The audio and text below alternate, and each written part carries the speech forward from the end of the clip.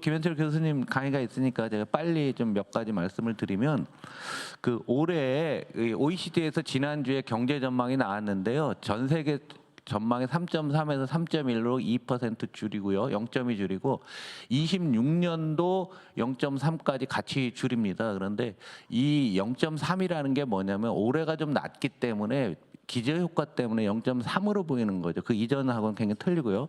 우리나라는 OECD 역시 마찬가지 2.1에서 1.5로 낮췄고 물가는 뭐 그냥 소소한 정도라고 보시면 될 것 같고요. 연준에서 미국 경제 전망을 지난주에 또 발표했습니다. 바뀌었는데요. 올해를 2.1로 보다가 1.7로 유례가 없을 정도로 0.4로 낮췄어요. 이게 이제 트럼프의 관세 정책이 미국 경제도 어려워질 거라는 얘기고요. 그다음에 실업률은 올렸죠. 4.2, 4.3 정도에서 4.4로 올렸고 물가도 저 정도 올라간다는 얘기죠.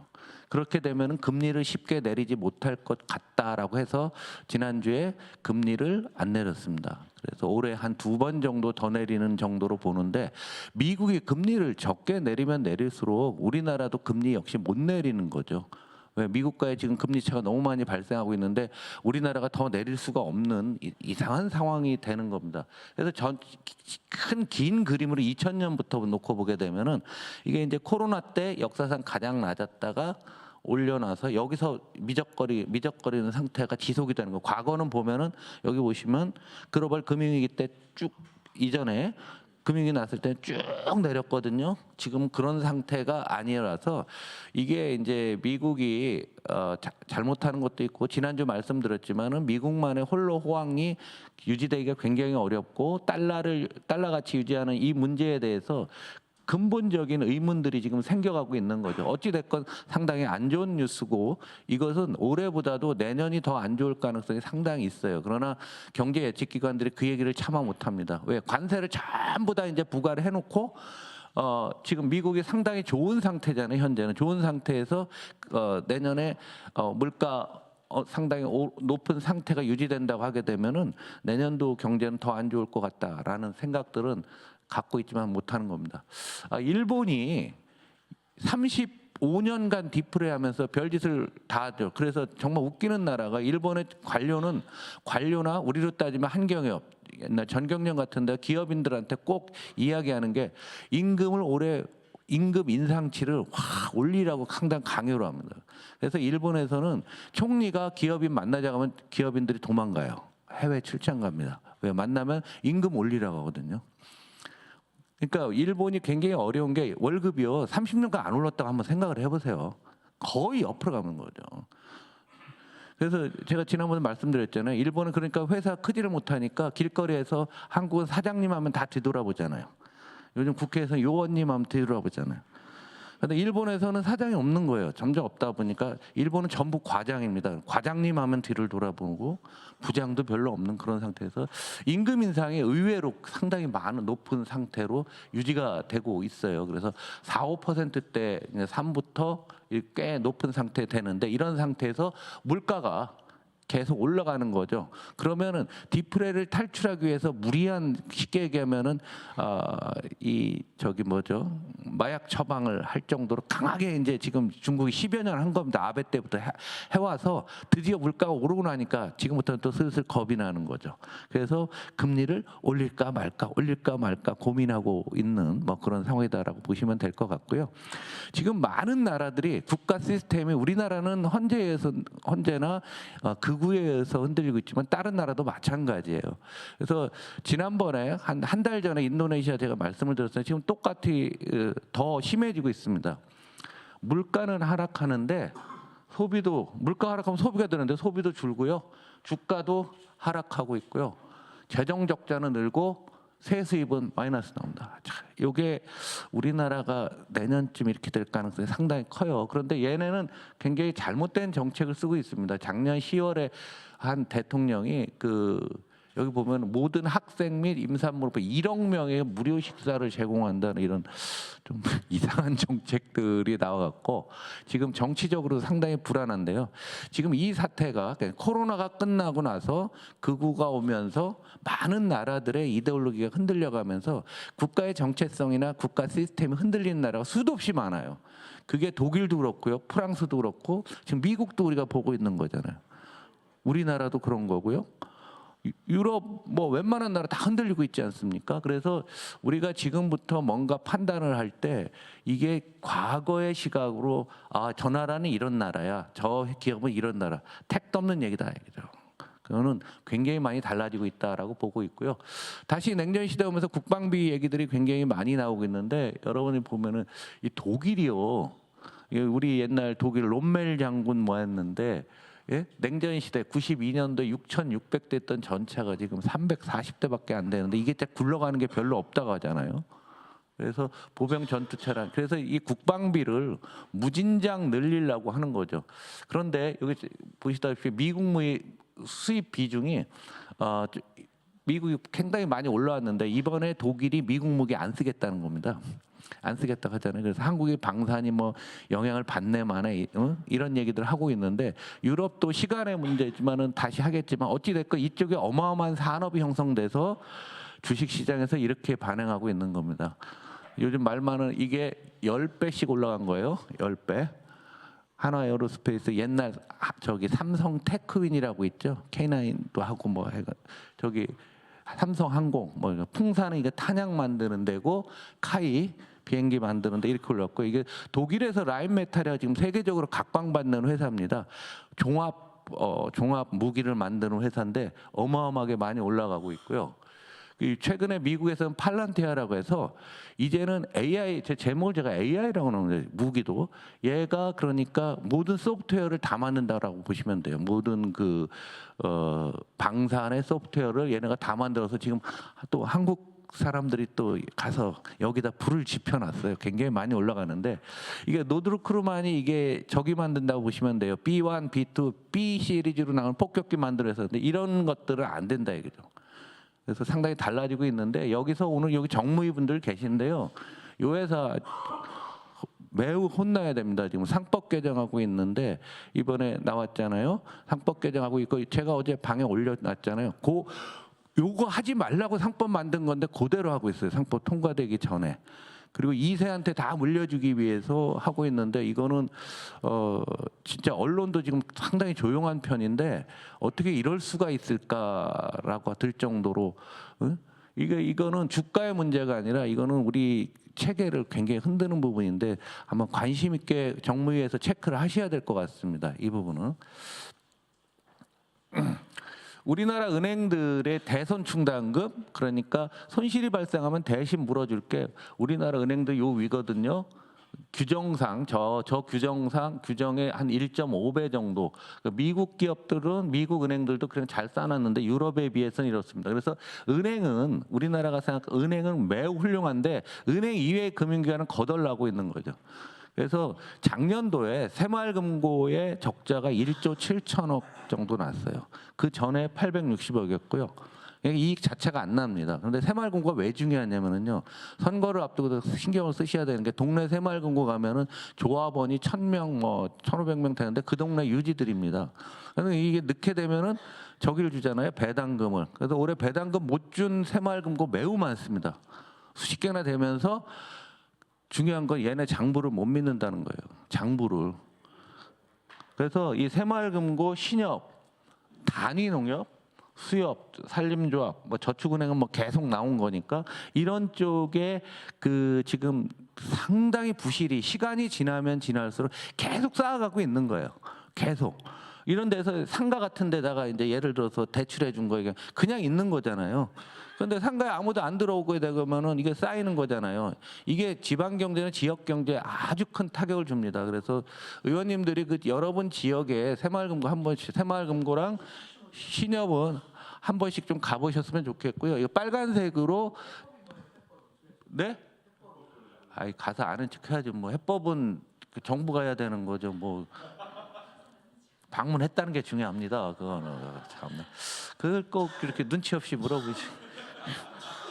해법은 부동산 가격 무지 올라가고 금리 확 떨어뜨리고 경기 좋아진대.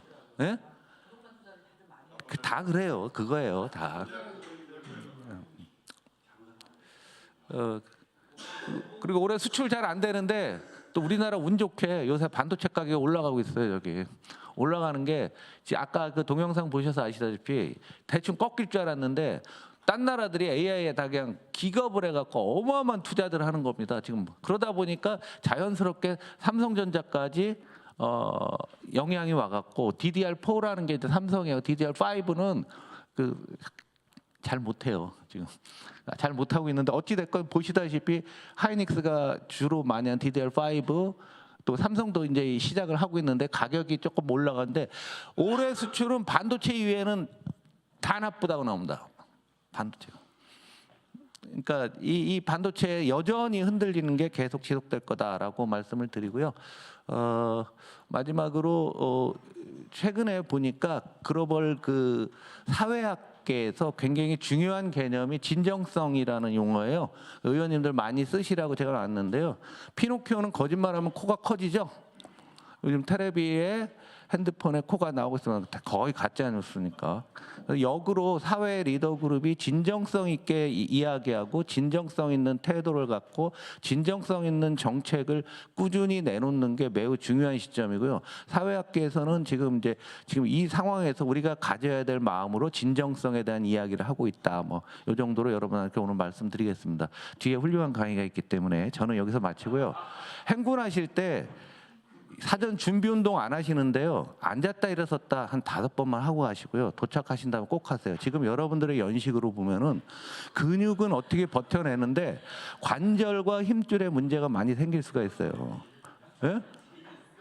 이미 생겼어요? 예. 예. 하여간 여러분들 건강을 위해서 경제는 민주당에서는 건강도 민주당입니다. 마치겠습니다.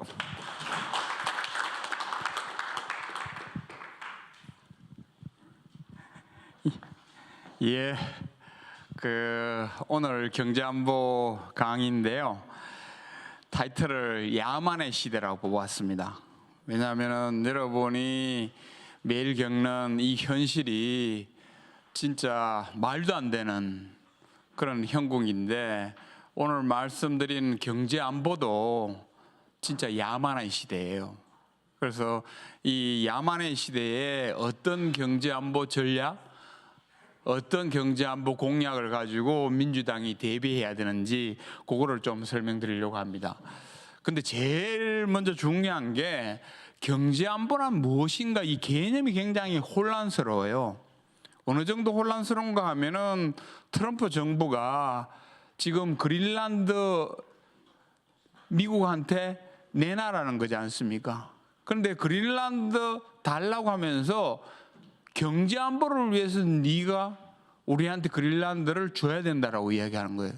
그럼 이게 뭐예요? 영토는 국가 주권인데 주권도 무시하고 미국의 경제안보를 위해서 너네 영토를 나한테 넘기라는 거예요.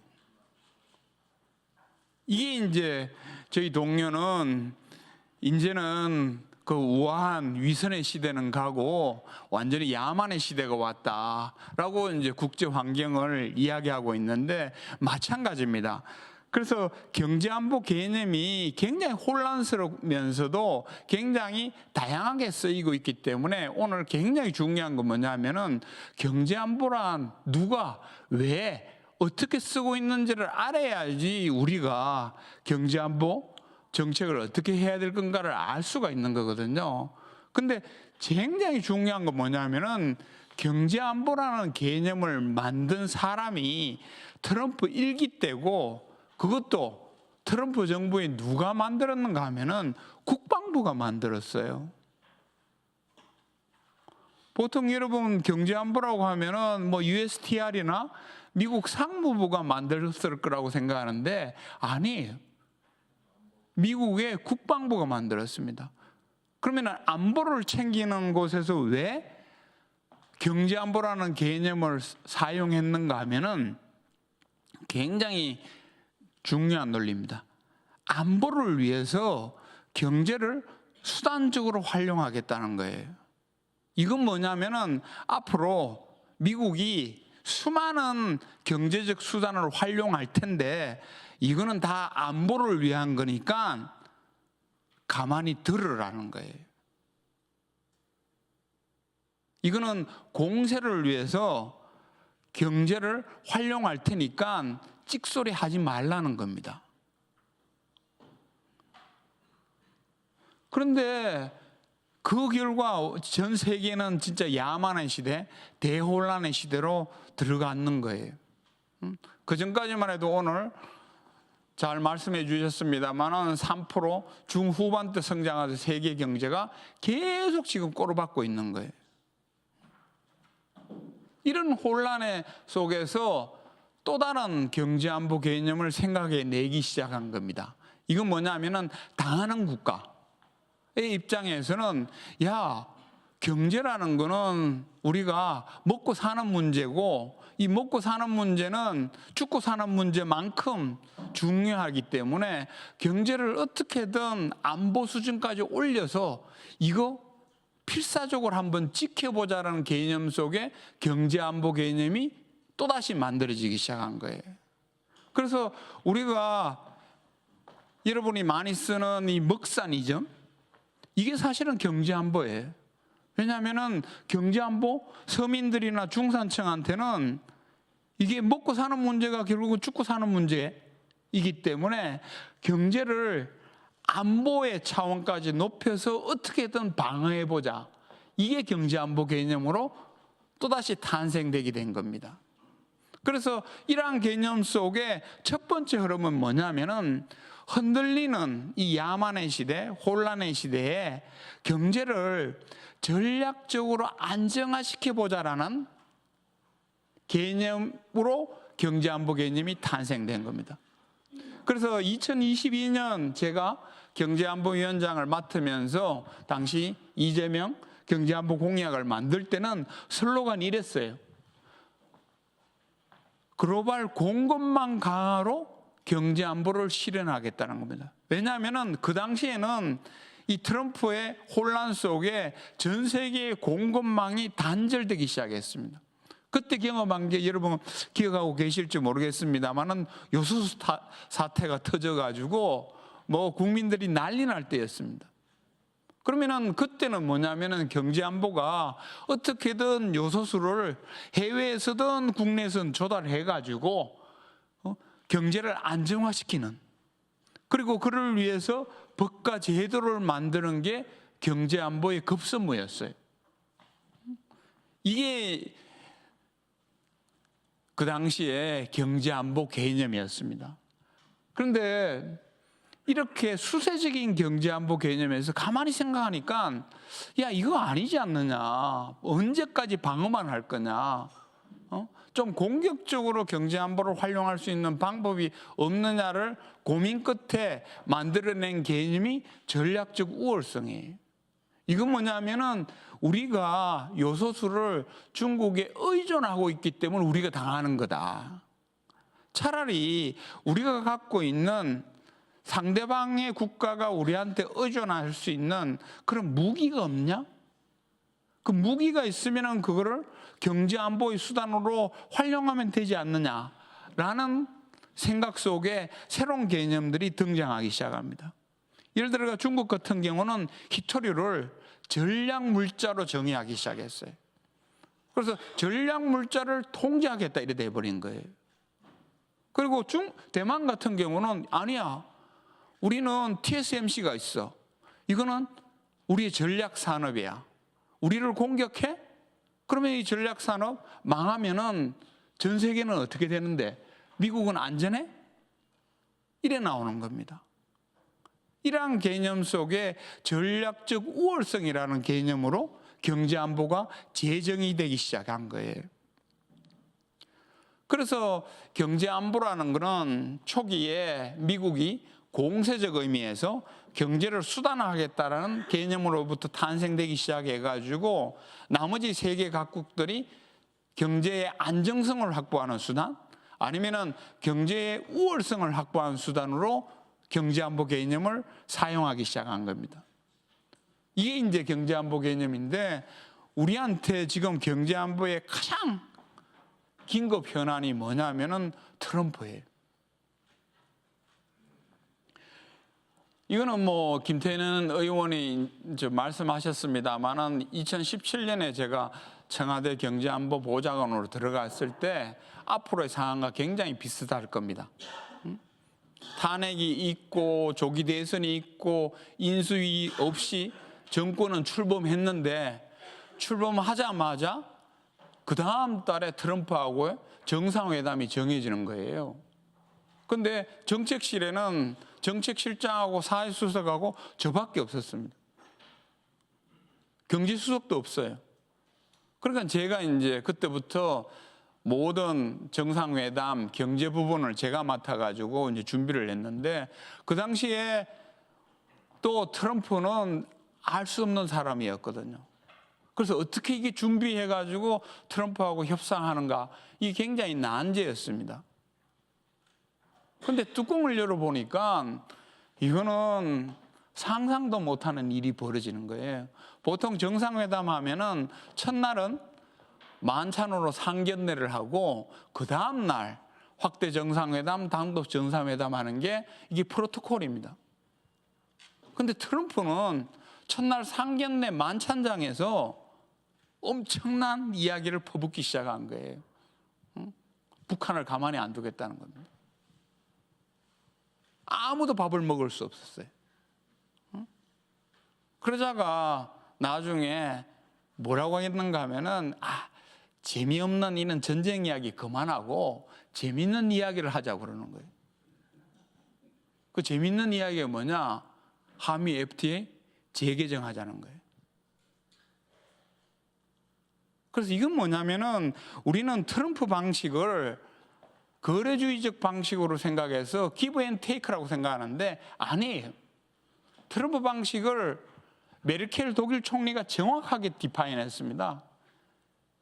그건 뭐냐면은 이게 부동산 업자 방식이에요. 부동산 강매할 때 막 안 사면은 뭐 폭등해가지고 곧 망할 것처럼 이야기를 하면서 무조건 사게 하는 이 압박식 영업, 강매식 영업, 이게 트럼프의 거래 방식이에요. 근데 우리는 초기에 이 방식을 알았기 때문에 그 다음에 이슈들은 잘 대응을 했었는데 이제 문제는 옛날의 트럼프가 아닙니다. 더 간이 부어가지고 뭐 무소불위. 자, 그러면은 우리나라가 새 정부가 출범하면 제일 중요한 게 뭐냐면은 아마 뭐 출범하고 나서 올 연말 한중일 정상회담까지 트럼프일 거예요. 그럼 어떻게 해야 되느냐 하면은 다시 경제안보로 돌아가서 우리가 가진 모든 전략적 우월성을 다 찾아내야 됩니다. 예를 들어 소고기 수입하라고 들어오면은 우리 전략적 우월성이 어디 있는가를 찾아봐야 돼요. 그건 뭐냐면은 작년에 미국산 소고기를 가장 많이 수입한 국가가 어디입니까? 우리나라예요. 그러면 협상 테이블에 우리나라가 너희 소고기를 가장 많이 수입하는 국가라는 걸 얹혀놓고 협상을 시작해야 됩니다. 그래서 모든 전략적 우월성을 찾아가지고 어떻게든 우리의 경제의 안정성을 확보하는 게 트럼프 정부 대응의 가장 중요한 겁니다. 그러면 뭐냐 하면은 과거식 우리 통상 전략이 안 통해요. 우리 과거식 통상 전략은 무엇이었습니까? FTA 많이 해가지고 우리 경제 영토 많이 늘린 게 과거식 통상 전략이었는데 그거 필요가 없어요. 지금은 이런 야만의 시대, 대혼란의 시대에 트럼프와 같은 저런 대통령하고 협상하는 게 통상 전략이에요. 이런 식으로 우리는 상황을 경제안보적 개념으로 해석하면서 대응해 나가야 됩니다. 근데 이거 지금 늦었어요. 전 세계가 지금 대응하고 있는데 우리는 아직 탄핵 속에 있잖아요. 그런데 이거는 원체 경제안보적으로 중요한 거기 때문에 미리부터 대응을 해야 됩니다. 준비를 해야 됩니다. 그리고 앞으로 청와대나 대통령실이 꾸려지면은 과거에 그냥 있었던 NSC와 더불어 저는 NESC를 함께 신설해가지고 대응하지 않으면은 개별 부처로서는 대응이 안 되는 이슈예요. 뭐 소금이 안 나옵니까? 반도체도 나오고, 쌀도 나오고, 철강도 나오고, 막 뒤죽박죽 방위비도 나오고 이런 거기 때문에 개별 부처로는 대응을 할 수가 없는 이슈가 되어버렸습니다. 그래서 이러한 걸로 이제 트럼프를 넘기면은 자 그러면은 우리 경제 안보는 괜찮으냐? 안 괜찮아요. 왜냐하면은 여러분들 아시다시피 우리나라가 재작년에 1.4%밖에 성장을 못했잖아요. 그리고 더 심각한 건 뭐냐면은 올해하고 내년에 2년 연속 1%대 성장입니다. 이거는 우리나라 70년 경제 성장사 중에 처음 있는 일이에요. IMF 때도 1년밖에는 역성장을 안 했는데 이제는 2년 연속 역성장을 하는 이 구조가 되었습니다. 이렇게 경제의 안정성이 무너진 결정적인 이유가 됐냐 하면은 우리가 스스로 통상국가의 길을 포기해 버렸습니다. 뭘 포기했는가 하면은 우리가 그렇게 지난 수십 년간 개척한 경제 용토를 우리가 스스로 버렸어요. 대륙 시장을 버렸잖아요. 그리고는 현중으로 돌아서 가지고 우리가 그렇게 어렵게 개척한 대륙 시장 버리고 시장 점유율 1등인 러시아 시장을 우리 스스로 버렸어요. 그것뿐입니까? 신남방 정책 이거 버렸잖아요. 신남방 정책은 인도태평양 전략하고 1대1로 정책에 대응하기 위한 우리의 자주적인 정책이었어요. 그런데 이 정부는 이런 자주적 정책을 버리고 종속적인 한국판 인태 전략으로 돌아섰지 않습니까? 이거 다시 복원해야 돼요. 그런데 그렇게 하면 어떻게 해야 되는가 하면은 최근에 재집권 본부에서 K 먹사니즘 본부가 우리나라를 다시 3%대 경제를 회복시키기 위해서 A 플러스 전략이라는 걸 내놨어요. 이거는 A, B, C, D, E, F 전략인데 저는 거기에 플러스 해가지고 그냥 지역 전략은 A 플러스 111 미국에 대한 대응 플러스 차이나 러시아 그리고 신남방 2.0 그리고는 이 야만의 시대에 우리가 협력할 국가가 생각보다 많아졌습니다. 이제는 일본하고도 협력해야 돼요. 유럽하고도 협력해야 되고 중남미, 아시아, 중동, 아프리카까지 우리가 협력해야 되는 야만의 시대가 되어버린 겁니다. 그래서 2022년에는 대선 때는 그냥 우리는 미국, 중국, 아세안, 유럽하고만 협력해서 수출 1조 달러를 달성하겠다는 게 공약이었습니다. 그런데 이거 가지고는 안 돼요. 우리가 글로벌 지역 전략을 완전히 다시 세팅을 해야 됩니다. 그리고는 무너진 통상국가를 복원해야 돼요. 근데 이거로서 가능하냐? 가능 안 합니다. 왜냐하면 이런 야만의 시대, 대혼란의 시대는요, 수출만 가지고는 우리 경제의 안정성을 확보 못해요. 우리가 통상국가니까 수출만 복원하면 된다? 안 돼요.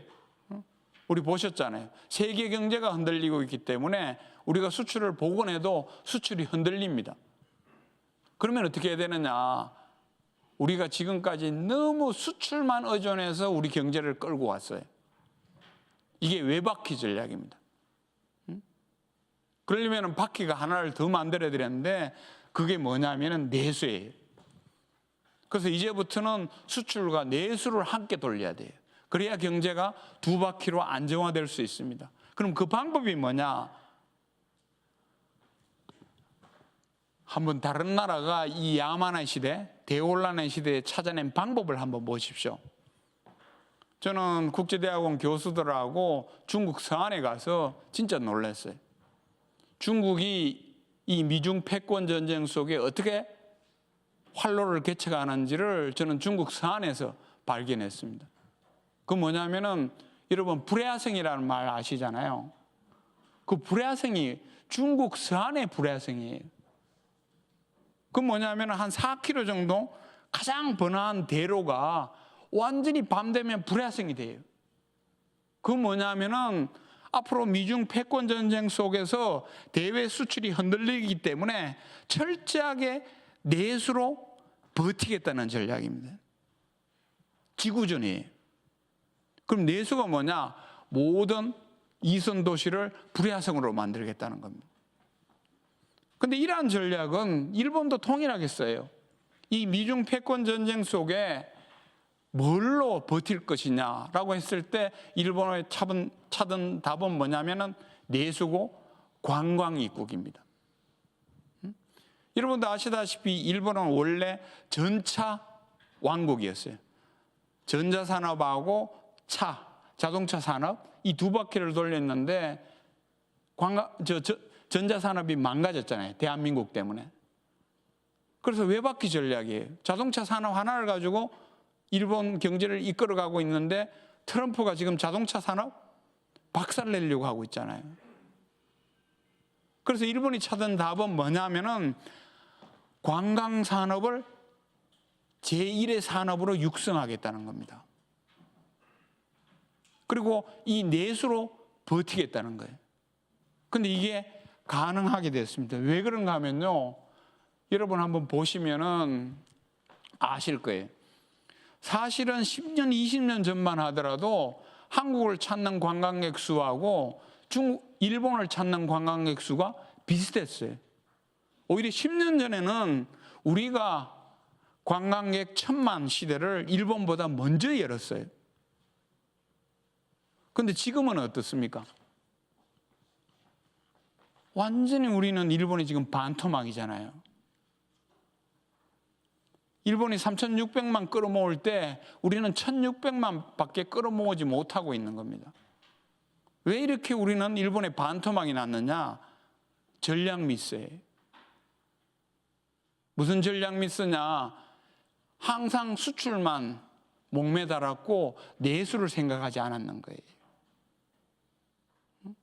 중국하고 일본이 찾은 내수의 해답을 우리는 몰랐는 겁니다. 자, 그러면은 지금이라도 관광 육성하면 되지 않느냐라고 봤더니만은 우리는 관광의 마인드가 안 돼 있습니다. 첫째는 뭐냐면은 지나치게 수도권에만 의존하고 있어요. 외국 관광객이 서울 건조 한번 갔다 오면은 갈 데가 없어요. 그런데 일본은 관광 전략을 어디로 연결했는가 하면은 지방 창생하고 연결했습니다. 지방을 살리기 위해서 관광을 생각한 거예요. 그래서 후쿠오카, 오사카, 교토, 나라, 나고야, 센다이, 삿포로 이 지방 창생 전략하고 관광 전략을 믹스해버린 거죠. 근데 우리는 어때요? 관광을 이야기하면서 보면은 다 분절화되어 있습니다. 대구는 대구시 관광을 어필을 하려고 하고 부산은 부산 관광을 어필하고 있어요. 근데 외국의 여행자들은 영남권에 가서 이틀은 부산에 놀고 하루는 대구에 놀고 싶은데 이 연계가 어떻게 되고 패키지가 어떻게 되는지를 알 수가 없어요. 그래서 내수를 관광 입국으로 돌리는데 제일 중요한 건 뭐냐면은 우리의 관광 전략을 다시 만들어야 됩니다. 이거는 찾아오는 외국인을 의식하고 그들이 어떻게 지역 관광을 소비하는지를 보면서 우리 권력으로 재설정을 해야 돼요. 근데 우리는 돼 있습니다. 준비는 돼 있어요. 근데 묵지를 못하고 있어요. 그래서 저는 이 일본과 중국이 발견한 관광 전략을 가지고 저는 내수를 돌리고 이 내수하고 수출하고 두 바퀴를 돌리면서 경제의 안정성을 확보해야 된다고 보는 거예요. 하지만 그거는 경제의 안정성이잖아요. 그러면 경제의 우월성은 우리는 뭘로 확보할 것인가? 이게 이제 그 다음 과제인데, 우리는 오늘 오전에 동영상을 보시면 알겠지만은 지금 계속 산업계는 중국 쇼크입니다.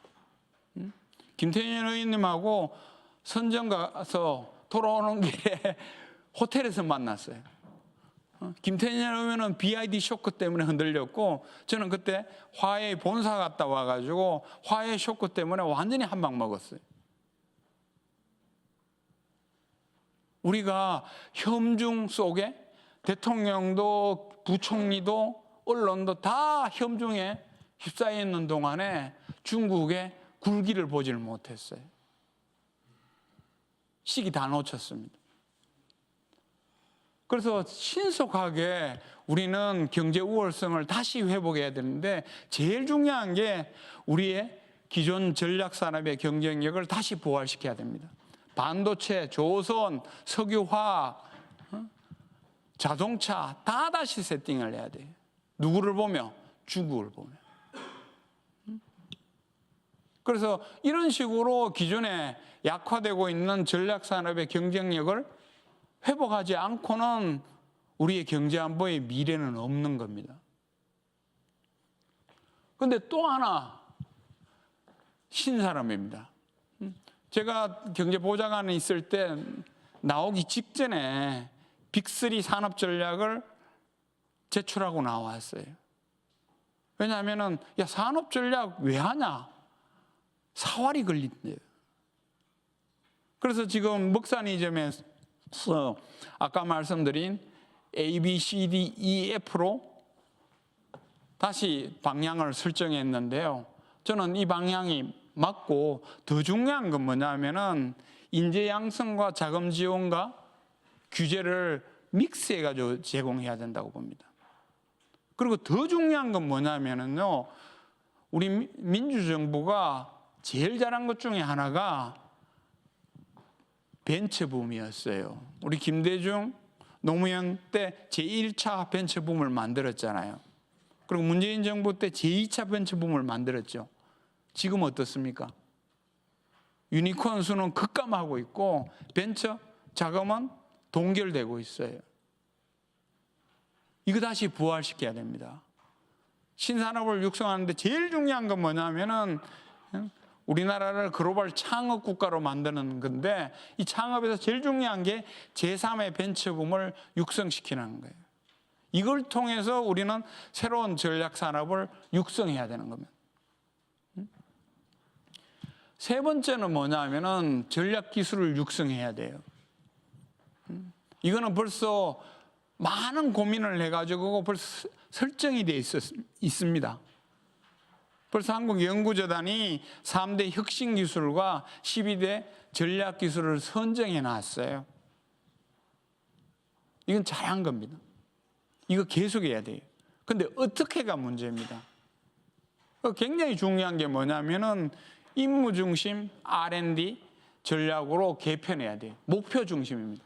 양자를 육성한다면은 양자를 육성하기 위해서 이 목표를 어떻게 달성하느냐를 가지고 다시 생각을 해야 돼요.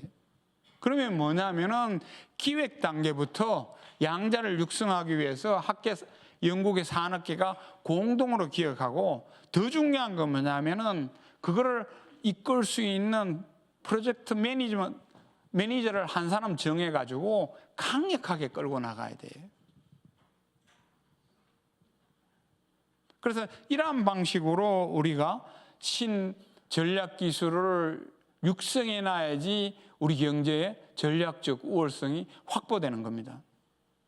그래서 오늘은 경제안보 개념을 가지고 여러분이 챙겨야 될 경제안보 영역을 좀 정리를 했습니다. 그 뭐냐면은 경제안보라는 개념이 경제의 전략적 안정성을 확보하고 전략적 우월성을 확보하는 게 경제안보라는 그 개념에서 출발한 거예요.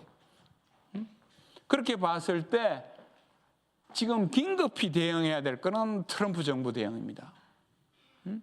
그래서 통상 전략을 완전히 새롭게 짜야 돼요. 이 탄핵 속에 경제가 흔들릴 때부터라도 미리 준비를 해야 됩니다. 트럼프 대응 어떻게 할 거냐. 그리고 또 하나 이걸로서 끝나는 게 아닙니다. 우리의 신글로벌 지역 전략도 다시 짜야 돼요. 스스로 포기한 대륙 시장을 다시 회복하는 전략을 세워야 되고요. 신남방 2.0을 준비해야 됩니다. 그런데 이거로도 부족해요. 대일본 전략 어떻게 할 건지, 대유럽 전략은, 대호주 전략은, 대멕시코 전략은, 대중동 전략은 어떻게 해야 되는지를 완전히 다시 세팅을 해야 됩니다. 그게 뭐 A+1 홈런이든 어떠한 이름이든 좋아요. 그런데 우리가 몰랐던 게 하나입니다. 이러한 통상 전략으로도 우리나라는 경제가 점점점 어려워질 거예요. 그러면은 중국하고 일본이 발견한 그 관광이라는 이 내수 전략을 우리는 차용해야 됩니다. 잠재 능력이 있어요. 10년 전만 하더라도 일본만큼 우리 관광객이 끌어모았는데 지금은 일본의 반토막이에요. 그래서 이거는 여러분의 지역구 전략하고도 합치되는 겁니다. 이게 일본이 지역 창생 전략을 관광 전략으로 믹스한 근본적인 이유예요. 왜냐하면 일본의 자민당 의원들은 도심부가 아니잖아요. 도쿄라든가 큰 도시는 다 야당이 잡고 있고 자민당의 표밭은 어디냐면 다 시골 소도시잖아요. 그래서 그들은 관광 입국을 지방 창생 전략하고 믹스하면서 지금과 같은 규모로 키워냈어요. 그래서 이거를 가지고 뭐 물론 관광뿐만 아니라 다른 전략을 통해서 이제 우리나라는 경제의 안정성 확보를 위해서 수출하고 내수를 동시에 돌리는 두 바퀴 전략으로 가져가야 됩니다. 그리고는 마지막으로 우리 전략적 우월성을 확보하기 위해서는 기존 제조업 르네상스를 해야 되고요. 그리고 전략산업과 전략기술을 다시 육성해야 됩니다. 그런데 이러한 전략은 다 나와 있어요. 왜냐하면 2022년에 대선 때 다 공약화했기 때문에 그 사이에 요 몇 년간 변화된 환경을 다시 한번 보면서 우리가 뭘 더 보완해야 되는지, 뭘 수정해야 되는지를 생각하면은 경제안보 전략 공약은 만들어집니다. 그리고 그 토대가 되는 세세한 전략은 문재인 정부 말기에 정책기획위원회하고 경제인문사회위원회가 광복 100주년을 보고 비전 2045년에 만들었어요. 이 내수 전략이라든가 신산업 전략이라 이런 게 벌써 다 이때 만든 비전 2045에 다 들어가 있는 겁니다. 그래서 이런 걸 활용하면서 우리가 경제안보 전략은 어디로 가야 되는지, 그 속에 핵심 공약은 뭐가 있는지, 그리고 우리는 뭐를 집중하고 뭐를 버릴 것인지 이런 거를 생각하는 그런 시간이 함께 했으면 좋겠습니다. 그래서 오늘은 이 야만의 시대, 대혼란의 시대에 경제안보라는 개념은 뭐고, 이 경제안보 개념 속에서 우리는 어떠한 방향으로 대한민국의 경제안보를 끌고 나가야 되는지 그 방향성, 정책, 그 방법까지 그 짧은 시간에 그 말씀드렸습니다. 자, 이상 제 강의를 마치도록 하겠습니다. 감사합니다.